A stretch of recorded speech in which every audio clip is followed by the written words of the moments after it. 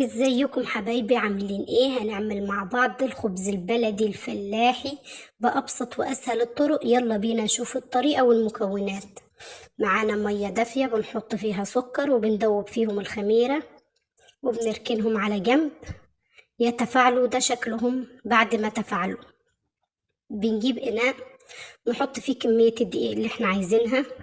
أنا هنا عاملة كمية كبيرة شوية عشان أنا بحط منه في الفريزر، وبضيف مية دافية بملح، وبضيف الخميرة اللي كنت ركناها على جنب بعد ما تفاعلت، وبقلب كل المكونات دي مع بعضها لحد ما كل المكونات تختلط.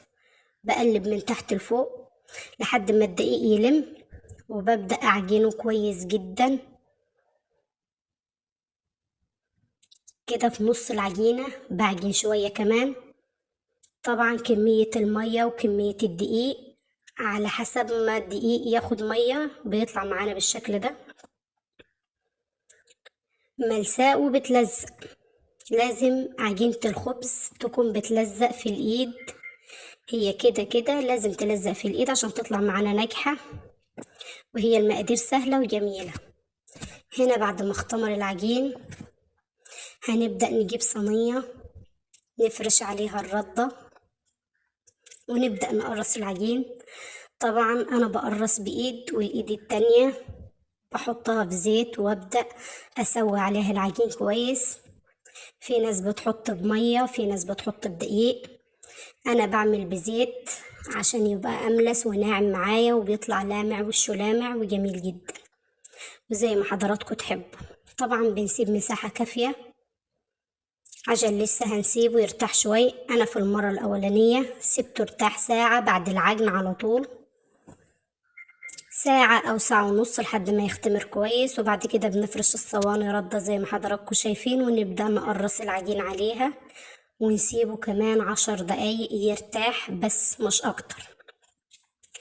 نجهز الفرن، بنولع من تحت ومن على الجناب. طبعا معاكم دي الكمية كلها اللي أنا عملتها ما شاء الله.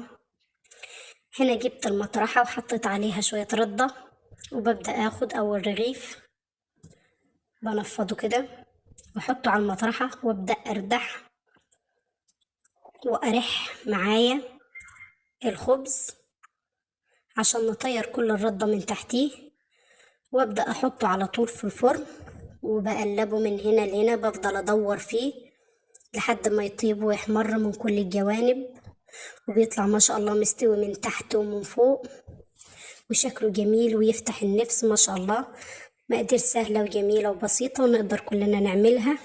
يا ريت لو عجبكم الفيديو لايك وشير وفعلوا زر الجرس، واشوفكم على خير في فيديو جديد. مع السلامة.